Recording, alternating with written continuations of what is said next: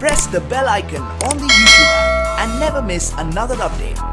असोज महीनाको 14 गते एक गाउँ एक प्राविधिकको समस्या समाधान गर्न सुझाव सहित प्रतिवेदन पेश गर्न कृषि तथा पशुपन्छी विकास मन्त्रालयको मिति 2076/13 गतेको निर्णय अनुसार गठित समितिका संयोजक कृषि तथा पशुपन्छी विकास मन्त्रालयका श्रीमान सहसचिव रघुराम विष्टज्यूको अध्यक्षतामा आज बैठक बसेर विभिन्न खालका निर्णयहरू गरिएको छ र यसमा संयोजकमा रघुराम विष्ट, सहसचिव कृषि तथा पशुपन्छी विकास मन्त्रालय, सदस्य डाक्टर वरुण कुमार शर्मा, वरिष्ठ पशु चिकित्सक कृषि तथा पशुपन्छी विकास मन्त्रालय, सदस्य लाल कुमार श्रेष्ठ, वरिष्ठ कृषि अर्थविज्ञ कृषि तथा पशुपन्छी विकास मन्त्रालय, सदस्य सुरेन्द्र सुवेदी, बाली संरक्षण अधिकृत कृषि तथा पशुपन्छी विकास मन्त्रालय, जो अहिले नेपाल सरकार कृषि तथा पशुपन्छी विकास मन्त्रालयको माननीय मन्त्रीज्यूको निजी सचिव पनि हुनुहुन्छ र त्यस्तै गरेर सदस्य रामप्रसाद मेहता, नेपाल पारा भेटनरी एन्ड लाइभस्टक एसोसिएसन, सदस्य जनकबहादुर रावल, अध्यक्ष नेपाल पशु स्वास्थ्य सेवा प्राविधिक सङ्घ, सदस्य देवराज गौली, अध्यक्ष नेपाल कृषि प्राविधिक एसोसिएसन, सदस्य मनबहादुर रावल, अध्यक्ष नेपाल कृषि तथा भेटनरी प्राविधिक हकित संरक्षण समिति, सदस्य सचिव नवराज गौतम, शाखा अधिकृत कृषि तथा पशुपन्छी विकास मन्त्रालय। यसरी एउटा समिति गठन भएको थियो र आमन्त्रित रूपमा बजेट शाखा हेर्ने डाक्टर अर्जुन पण्डित, पशु विकास अधिकृत कृषि तथा पशुपन्छी विकास मन्त्रालय भनेर यसरी हामी आज बैठक बसेका छौँ र विभिन्न किसिमका 6वटा निर्णय गरेर हामीले एक खालको समझदारी कायम गरेका छौँ। म ती निर्णयहरू यहाँहरूका बीचमा वाचन गर्न चाहन्छु। निर्णय नम्बर 1, एक गाउँ एक प्राविधिकहरूको सेवा निरन्तरता सम्बन्धमा छलफल गरियो। कृषि तथा पशुपन्छी सम्बन्धी स्थानीय स्तरबाट प्रभाव हुने सेवाहरू किसानहरूका लागि अत्यावश्यक रहेको महसुस गर्दै उक्त सेवासँग सम्बन्धित पदहरूमा स्थायी पदपूर्ति समेत नभइसकेको हुँदा ग्रामीण कृषक समुदायमा सेवा प्रवाहलाई प्रभावकारी गराउन हाल कार्यरत एक गाउँ एक प्राविधिक मार्फत प्रदान गरिरहेको प्राविधिकहरूको सेवालाई निरन्तरताको लागि सिफारिस गर्ने।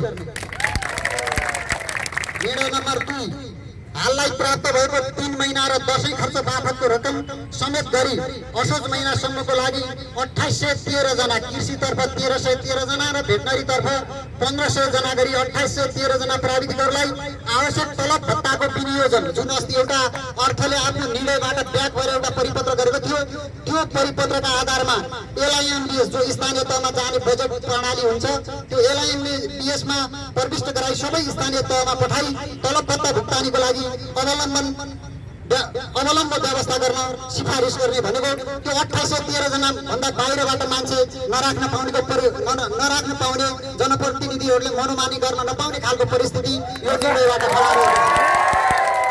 3 नम्बर, अब 76-77 असोज महिनापछि बाँकी रहेको 9 महिना अवधिको लागि 2813 जना एक गाउँ एक प्राविधिकलाई तलब भत्ता, यहाँ तलब भत्ता मात्रै भनेको छ, हामीले पोषण भत्ताको पनि कुरा गरेका छौँ। यसमा तलब भत्ताको लागि आवश्यक पर्ने रकम करिब 70 करोड व्यवस्थापन गर्न अनिवार्य आवश्यकताको महसुस गरी सो रकम व्यवस्थापनको लागि मन्त्रालयले अर्थ मन्त्रालयसँगको छलफलबाट मन्त्रालयको विनियोजन भएको रकम मध्येबाट वा अर्थ मन्त्रालयबाट थप निकासा माग गर्न विशेष पहलको लागि सिफारिस गर्ने।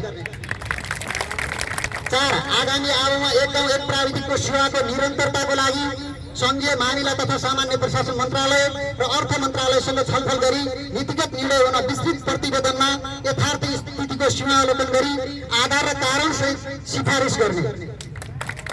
5, स्थानीय तहहरूमा एक गाउँ एक प्राविधिकहरूको लागि अब 76-77 को बजेट विनियोजन सम्बन्धी तथ्याङ्क संघीय मामिला तथा सामान्य प्रशासन मन्त्रालय मार्फत सङ्कलन गर्ने। यो भनेको के हो भने यो वर्ष लागत सहभागिताको कुरा उठेको थियो, कुनै न कुनै जुन स्थानीय तहबाट नै बजेट विनियोजन गरेको छ त्यसको तथ्याङ्क सङ्कलन गरेर स्थानीय तहले पनि लागत सहभागिता गरेको छ भनेर हामीले देखाउनका लागि यो निर्णय गरेको बेहोरा म यहाँहरूका बीचमा जानकारी गराउन चाहन्छु। त्यस्तै गरेर 6, हाललाई नजिकै गरेको नेपालीहरूको मान चाडपर्वहरूलाई मध्यनजर गर्दै सङ्घर्षरत नेपाल कृषि तथा भेटनरी प्राविधिक हकित संरक्षण समितिलाई सङ्घर्षका कार्यक्रम फिर्ता लिन अनुरोध गर्ने भनेर निर्णय भएको छ। तर यो मन्त्रालयको चाहना हो। अघि नै तपाईहरुको अध्यक्षज्यूले हामीले एक खालको समझदारी गर्दा मन्त्रालयमा आफ्नो तर्फबाट प्रतिबद्धता व्यक्त गर्दा यदि यो सम्झौता अक्षर पालना भएन भने विरोधका कार्यक्रमहरू फिर्ता होइन हाललाई स्थगित गरेको छ भनेर उहाँले त्यहाँ भनेर आइसक्नु भएको छ। त्यसैले तपाईहरुको कार्यक्रम विरोधका कार्यक्रम फिर्ता होइन स्थगित हुने खालको हामी समझदारीमा पुगेका छौँ। आदरणीय साथीहरू, हामी जहाँ जे भए पनि तपाईँहरूले वास्तवमा मैले अघि नै भने निकै दुःखका साथ आन्दोलन गर्नुभयो, तर हामी यस्तो देशको नागरिक हौँ, वास्तवमा हामी यो देश यस्तो देशको नागरिक भएका छौँ जहाँ आन्दोलन बन्द चक्का जाम हडताल नगरेसम्म राज्यले कुनै पनि कुराको सुनवाई गर्दैन। त्यो बाध्यता त्यो परिस्थिति तपाईँ हाम्रा बिचमा पनि आइलागे। त्यसका लागि हामी भनौँ न एउटा क्षमा पनि माग्न चाहन्छु। र यो बिचमा तपाईँहरूले आन्दोलन सञ्चालन गर्दै गर्दा धेरै खालका लबिङहरू भएका छन्, धेरै खालका प्रयासहरू भएका छन्। मभन्दा पछाडि बोल्नुहुने वक्ताहरूले त्यो विषयमा प्रकाश पार्नुहुनेछ। र खास गरी आजको आकर्षक व्यक्तित्व जो कर्मचारी सबैको साझा एउटा ट्रेड युनियन छ, त्यसको अभिभावक सिबिएका केन्द्रीय उपाध्यक्ष आदरणीय भोलानाथ पोखरेललाई तपाईँहरूका बिचमा हुनुहुन्छ।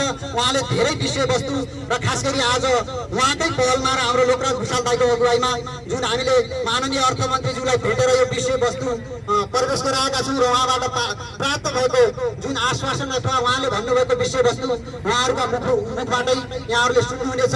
र म अन्तमा तपाईँहरू आजबाट आन्दोलन स्थगित गर्दै नेपाली किसानहरूको सेवामा समर्पित हुन जाँदै गर्दा हामीलाई एक खालको आक्षेप पनि लाग्ने गरेको छ।